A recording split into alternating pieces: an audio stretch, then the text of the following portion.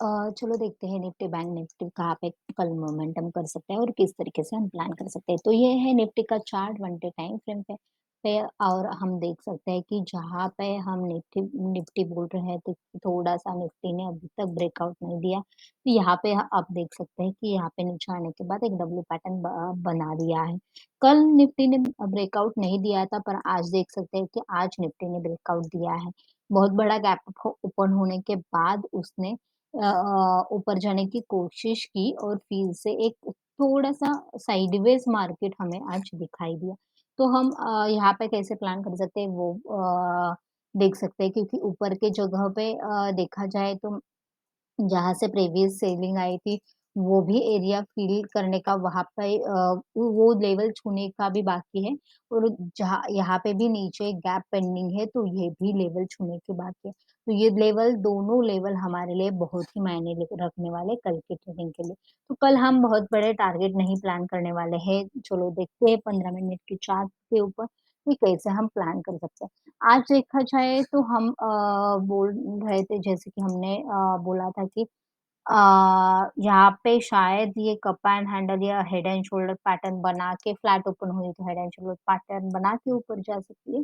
या gap up open हुई तो थोड़ा-सा ऊपर जाके फिर पुल बैक देके ऊपर जा सकती है। तो यहाँ पे देखा जाए तो यहाँ पे हमें पुल बहुत ही बड़ा गैप अप दिखाया गैप अप ओपन हुआ था और उसके बाद ये लगातार थोड़ी देर ऊपर की जगह पे गई, नीचे आई फिर ये साइडवेज़ गई। तो ये थोड़ा-सा एक्सपेक्टेड था क्योंकि अगर बुलिश ब्रेकआउट मिला है तो तुरंत ही एक बुलिश मूवमेंट होने के बाद हमें लगातार बुलिश मूवमेंट नहीं मिलने वाले। तो हमें एक पॉज़ भी देखने को मिल सकता है क्योंकि जब सेलिंग आती है तो सेलिंग फास्ट आती है तो सेलिंग के एक सेलिंग होने के बाद दूसरी सेलिंग हमें लगातार देखने को मिल सकती है। पर जब बुलिश रैली आती है तब हमें ऐसा लगातार बुलिश रैली दिखाई नहीं दे सकती।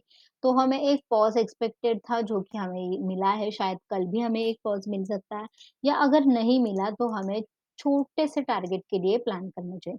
कहाँ पे हमें प्लान करना चाहिए ये देखते हैं जैसे कि आज हमने देखा कि बुलिश एक गैप अप ओपन होने के बाद एक साइडवेज मार्केट दिखाई दिया, तो यहाँ पे भी शायद गैप अप ओ हो ओपन होने के बाद हमें साइडवेज मार्केट दिखाई देगा या यहाँ पे ये लेवल पे रिट्रेसमेंट होने के बाद ये फिर से मोमेंटम कर सकता है।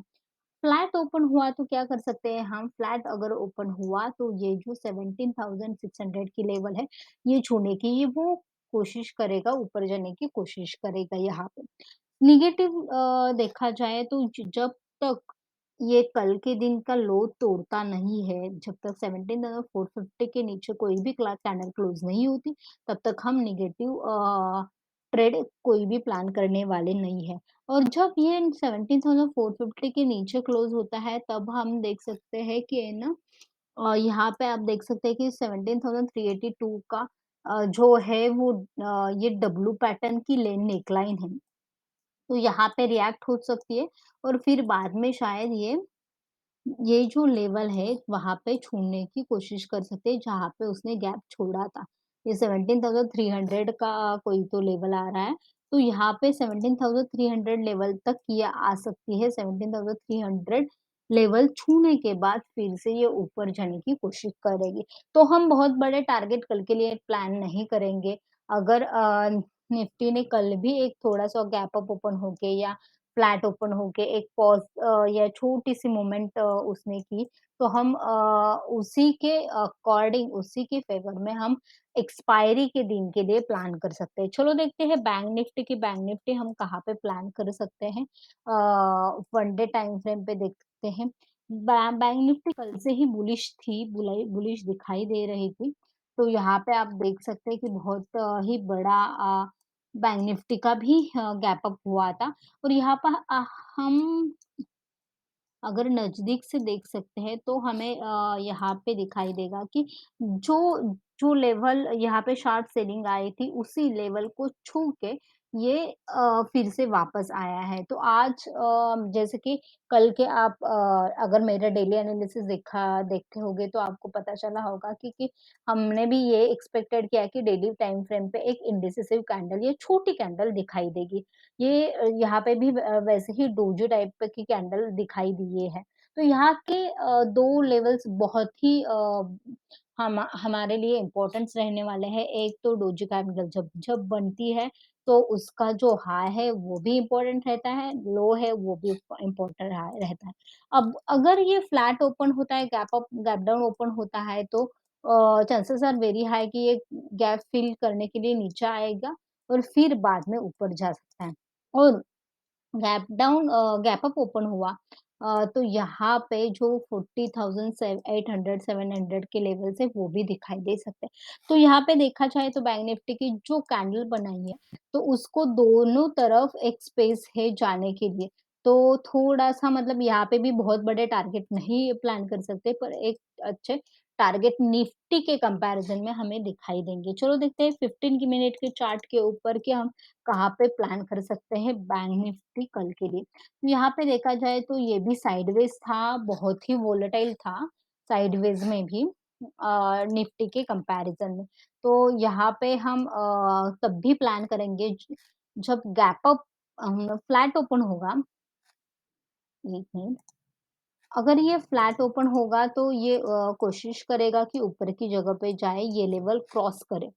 कौन-सी लेवल ये फ्लैट ओपन होने के बाद अगर ये बुलिश कैंडल बनाता है, तो ये कोशिश करेगा कि 40,429 की लेवल क्रॉस करे।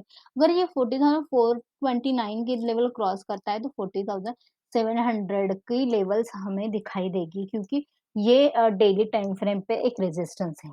अगर उसने नीचे आने की कोशिश की और नेगेटिव कैंडल्स बनाने लगी बैंक निफ्टी, तो हम ये लेवल ध्यान में रखेंगे कि 40,200 लेवल हमारे लिए बहुत ही बड़ा मायना रखने वाली है। तो 40,200 के नीचे अगर कोई भी कैंडल बनाती है, तो ये यहाँ तक आ सकते हैं जहाँ तक गैप पेंडिंग है, कल का गैप। देखो यहाँ पे जो गैप पेंडिंग है वो है 39,950 का तो 39,950 के भी हमें लेवल दिखाई दे सकते हैं। यहाँ पे मार्केट साइडवेज क्यों गया है ये भी हमें थोड़ा-सा कंसीडर करना चाहिए क्योंकि ये एक बहुत ही बड़ा मोमेंटम हमें दिखाई दिया। कल के दिन देखा जाए तो ये एक बुलिश रैली आई, रैली आने के बाद बहुत दिनों के बाद लोगों को एक ब्रेकआउट मिला था। तो ये ब्रेकआउट एक्सपेक्टेड था शायद ये ब्रेकआउट हो सकता था, ये ब्रेकडाउन भी हो सकता था, पर ये ब्रेकआउट हुआ। तो यही लोग एक्सपेक्ट कर रहे थे कि कुछ तो कहाँ पे तो मोमेंटम करे, साइडवेज मार्केट छोड़ के। तो यहाँ पे बुलिश मोमेंटम किया। उसके बाद यहाँ पे देख सकते हैं कि लास्ट वाली कैंडल भी कल की लास्ट वाली कैंडल भी एक बुलिश कैंडल थी। तो बुलिश कैंडल यहाँ पे लोग वो उनकी पोज़ीशन बहुत सारे लोग पोज़ीशन छोड़ के गए थे। तो वो एक्सपेक्ट कर रहे थे कि कल भी एक बुलिश रैली दिखाई देगी और यहाँ पे हुआ बहुत बड़ा गैप अप। अगर जब गैप अप ओपन होता है और उनको टारगेट मिलता है, तो वो यहाँ पे पोज़ीशन निकालने की कोशिश करते हैं और नए पोज़ीशन जल्द ही नहीं ऐड करते। तो यहाँ पे हमें जब जब ऐसा मार्केट दिखाई देता है कि बहुत दिनों के बाद एक रैली मिलती है और वहीं पे वो रैली आखिरी वक़्त तक कंटिन्यू होती है जब तक ये दिमाग में रखना कि ये यहाँ पे जो है पुट राइटर्स या कॉल बायर्स अपनी पोजीशन छोड़ के गए हैं, तो कल के उसके अगले दिन ये एक तो रैली करेगा फिर से, नहीं तो अगर गैप अप ओपन होगा, तो ये थोड़ा-सा साइडवेज़ मार्केट दिखाई देगा।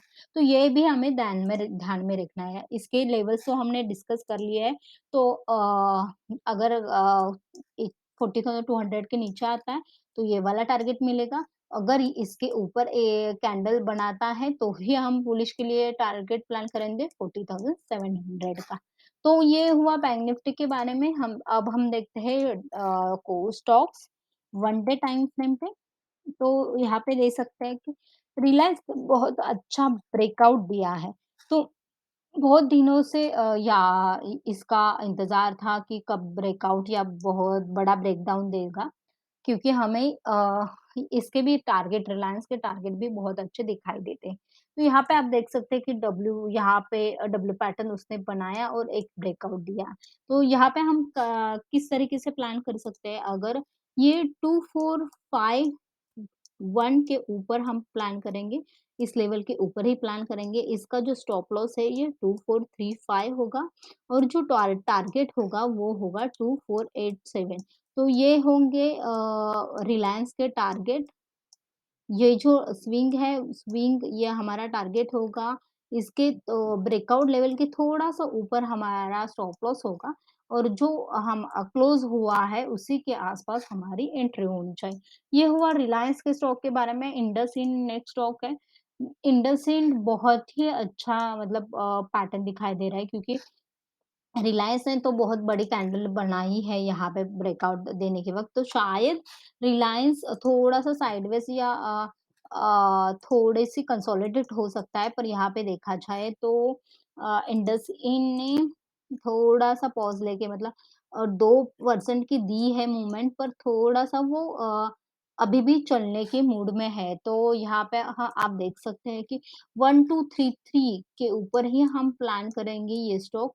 1233 ये हमारी एंट्री होगी, हमारा जो स्टॉप लॉस होगा, वो होगा 1218 1218 ये हमारा स्टॉप लॉस होगा और 1260 ये हमारा टारगेट होगा। ये इंडसइंड बैंक का चार्ट होगा, बहुत ही अच्छा और स्ट्रॉन्ग चार्ट है, क्योंकि एक ही जगह पे बहुत दिनों से उसने कंसोलिडेट किया है, तो ये अच्छा टारगेट दे सकता है। अब आगे का स्टॉक देखते हैं आईटीसी। आईटीसी का भी देखा जाए तो एक अच्छा उसने ब्रेकआउट दिया है।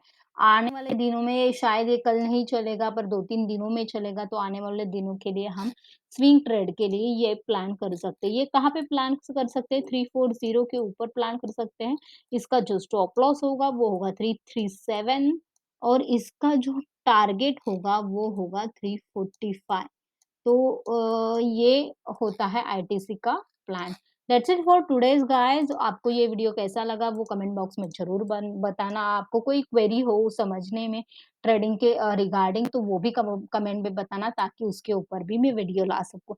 Thank you for watching. Like करना, सब्सक्राइब करना और कमेंट ज़रूर करना।